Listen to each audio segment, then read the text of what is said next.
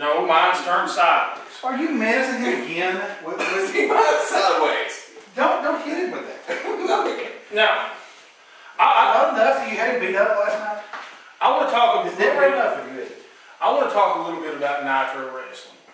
New promotion, had a show last night, and a guy that I had the privilege of doing some Continental shows with when we were running Continental by the name of Travis Austin retired last night. Now, Travis, great worker, good guy, pleasure to be in the ring with.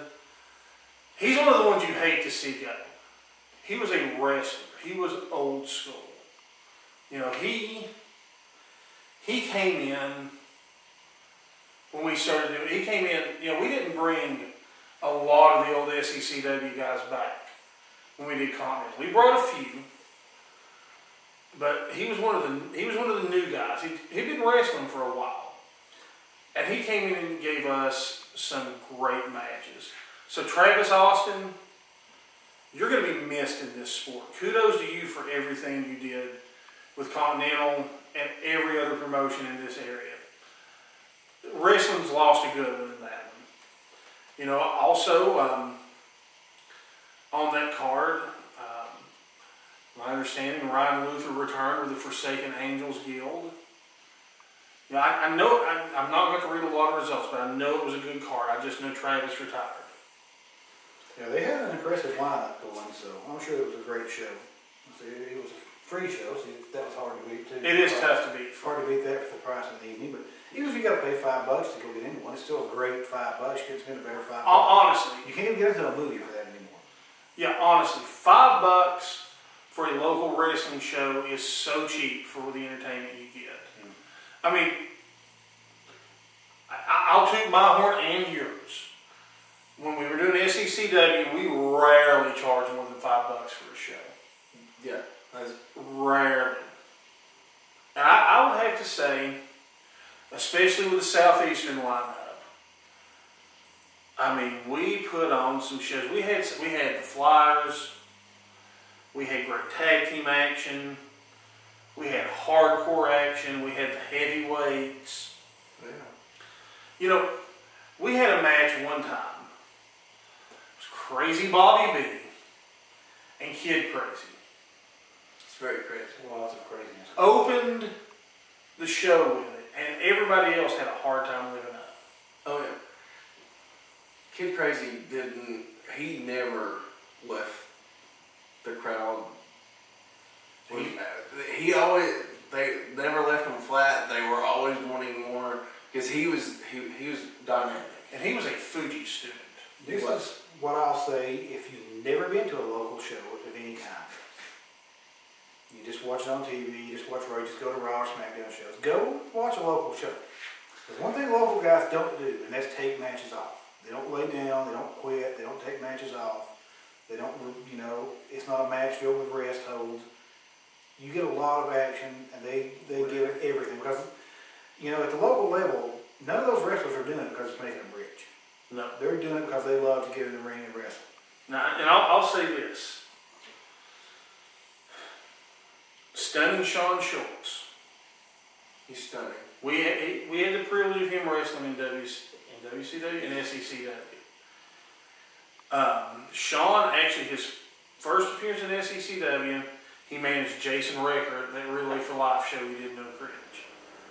Now, Sean wasn't an overly big guy, and he was injured. He was in a sling. But I could tell right there he had incredible microphone skills. Sean does it for a living now. Right. Sean actually is able to tour the country on the independent circuit, and he is a full-time pro wrestler on the independent level. Living the dream. That's rare. Living the dream. So, you know, much kudos to him. And if you honestly, if you want to know really how that lifestyle really is, honestly, if you've not either read Sting's book or watched his movie, he really puts together a good picture of how working the independent circle like that really is. You know, there's a lot of the TNA guys, especially when they started out, there was a lot of them. This is back when they were based, well, I mean, they're still officed in Nashville, but this is back when They were truly in Nashville. A lot of those guys took independent bookings in the area. Right, because they were still a territory. And I'm going to tell you something. I'm going to tell you something that's going to blow your mind. I went to a show that the SWA put on in Scott County. You remember the SWA? I do remember. This was towards their end. Okay. They put on a show and they brought in the TNA World Heavyweight Champion, a fellow by the name of Ron Killings. Mm-hmm. He put on a great show, put on a great wrestling show. Unfortunately, now he's the man you know as R-Truth. The man tore the house down. I mean, he put on a good match. It was none of his rapping crap. It was, you know, none of that stuff they have him doing up in none of that conspiracy theory stuff. He wrestled, and he did it well. You know that his gimmick right now is annoying. It's not entertaining. It's not. Unfortunately, that's about 3/4 of the gimmicks in the WWE now. It's just annoying. It's just annoying, and I wish they'd go away. Now, I brought it up earlier. August the 27th. TXW Scramble for the Gold. It is going to be a barn burner. The Scramble for the Gold match is 12 men in the ring, 4 poles with a briefcase. The briefcases can have different things, and I think it varies from year to year. It's similar to Money in the Bank, but better. You know, this is promotion changing. You know, the entire championship landscape in TXW will change this night. And I'll tell you, if you've not watched any of TXW, if you go to just Google Knoxville Community TV, their talk shows on the Community TV channel. It's good stuff. I mean, like I know a lot of these guys personally, and they put on a heck of a show. And right now on Facebook, if you go and like TXWWrestling.com, there's 3 spots open for Scramble for the Gold that's not been announced yet. And they're giving you your opportunity to voice who you would like to see in it. I personally voted for Menace. I would love to see Menace. Menace, he's an excellent wrestler. Now, he puts on a great show. Now, Menace, though never quite as full-time as Sean Schultz was, especially back in the explosion of semi-big promotions, he wrestled a lot for Combat Zone Wrestling. Right, I remember that. And, you know, they were pretty big at the time. I mean, Combat Zone Wrestling was a shade below ECW. Honestly, Menace,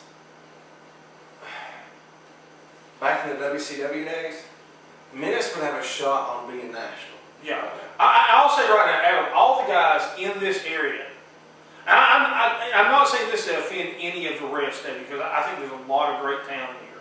Yeah. If I were to pick one guy and say, here's a contract with either TNA or WWE, even though that's technically kind of punishment. Yes. Run with this. I think you can do well. And I don't count Sean Schultz in this because he's already toured. Right. And has wrestled some for TNA. Right. Menace is the man I would give that contract to. I mean, he's great. He's got a great personality in the ring. And a great one in the locker room. And a great one in the locker room. He's great to work with. He did HyperX in my elbow at one time, but I don't know how that against him. I'm sure you deserved it. I'm sure he was young. We were going over moves, and I was in a position I couldn't tap out very quickly. He wasn't under the pay of. Well, technically he was, because we were running a show that day, so he was there underpaid. But no. I'm surprised at your crazy conspiracy theories. You didn't win perfect ad for it. Yeah. Well, first off, he's not that perfect. I think you prefer Sid's not perfect. I even had a jacket that said it at one point. You even got a shirt. Now, another thing about this TXW Scramble for the Gold, if you like rock music, actual just good old-fashioned rock music, Chrome Molly's going to be playing at the show too. And, you know, the great band, it's going to be well worth it. I'm pretty sure admission is going to be $5. Even if it's not, if you get a rock concert and wrestling both on the same night, God, that's worth $15 or $20. So if it's 10 or 15 bucks, Gosh, you go see a movie at night at Turkey Creek and it's $10.50. And if you don't, it's 3D, it's $14.50. And when after you get popcorn and Coke, you know, you're going to get popcorn and Coke. The popcorn and Coke is probably going to be cheaper as a wrestling event too than it is the movie theater. Yeah. Which is outrageous. And I also want to give some props to ERA Wrestling up in Scott County. You know, I've not been to one of their shows or heard much about their shows yet. There's a lot of the old SWA guys, and those guys put on some good shows. And we did some cross promotion with them. Right. If you'll remember. Oh, yes. You got your promotions in Jellicoe, Scott County, many to the south here. Now the Jellicoe guys, a lot of them, there's a lot of former SECW after Luke and I left the fold. Now there's some of those guys, a lot of people say, well, why would you say anything nice about them? Black Scorpion, Monster. Black Scorpion actually started wrestling at SECW. We were, me and you were the primary promoters at that time. Joe Bob. And he does pretty good. Joe Bob. Joe Bob. Hey, look, he was a good guy. I mean, he's an entertainer. You will not go wrong watching him wrestle. I enjoy his gimmick. The Wild Samoan. Let me tell you, the Wild Samoan. The Samoan, as they once put him on the poster. Yes. Is pretty awesome. He still has the piercings and stuff, right? I mean, he looks wild. He's great. Love that guy. He's. I wonder if he's came to the throwing Samoan. I hope so. I'm pretty sure they're all Probably there. And I know for a fact that my boy Fat Baby's still wrestling up there. Now, Fat Baby was part of the Diamond Foundation and later the Stud Stable when I was running it. two of the greatest foundations and stables in wrestling history. Fat Baby is probably one of my favorite guys I ever managed. The Diamond days. But yeah, if you're in the Jellicoe area, I know they'll have at least one more show this summer because they primarily run outdoor shows during the summer. They're free. Go check them out. Buy some hot dogs and drinks and help those guys make a little money doing this. Because I mean, even though most of them don't do it for the love of money, gas is expensive. It is good enough. It is good to be able to give your guys gas money when they come and wrestle for you. I mean, you get a free show and you get a hot dog. It's hard to beat getting a hot dog. It's a good environment. And there's some other guys. Dusty Sharp up there puts on a good show. Mike Ogle wrestles with him. He puts on a good show. Tell you another guy. Remember the J-Town daddy, Bruce Perkins? Dude. Bruce works with him. Wow. You know, Bruce overcame that ankle injury from SECW and still wrestles. Puts on a great show. So, folks, get out there and support local wrestling. It's the only way the sport as we know it will survive. And it's better than what's on TV. As a matter of fact, what's on TV right now as we're sitting here taping it. Granted, you'd have to pay for it to watch it. But if you were watching it, what these guys are doing locally is better than it. Like, okay, we could have gone to Hooters on Kingston Pike and watched it for free tonight. I had no desire whatsoever. No. That just sounds terrible, actually. Local stuff's good stuff, though. They probably should be one more local promotion one, maybe on this side. You know, I'm thinking the Lake City, Campbell County, Claiborne County, Morgan County area could probably stand a local promotion. I don't disagree. Those 16 guys you had last night would probably be good for promotion. You know, all 16 of them seem to know their moves. I've talked 16 of them. That was 16 impressive grapplers. I've talked to some guys. They can slap holes up. I've talked to Robbie Race. Right. You know, Robbie had a great run in the original SECW. Robbie's he's the illegitimate grandson of the legendary Harley Race. Started out in SECW. He's another one trained by Fuji.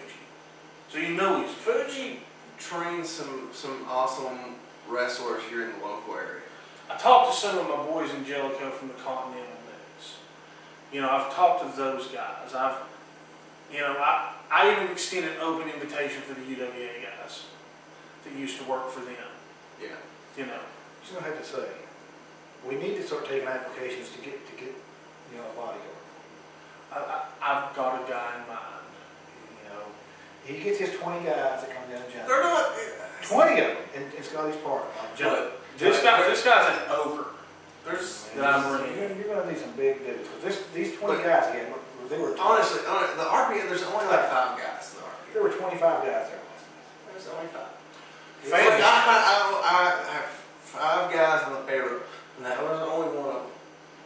If that was one guy, I'm going to really hate it if you ever bring out all 5. Fans, let's go ahead. There were 30 guys. Let's go ahead and call it a night. We'll be back on Sport on Wrestletalk next week. Maybe even Sports Chat. And on Sports Chat. Don't want to get the guy. You know, I mean, no. Look, the show's over. The show's over. I don't know what you're talking about. The show is over. I mean, he can come in now. No.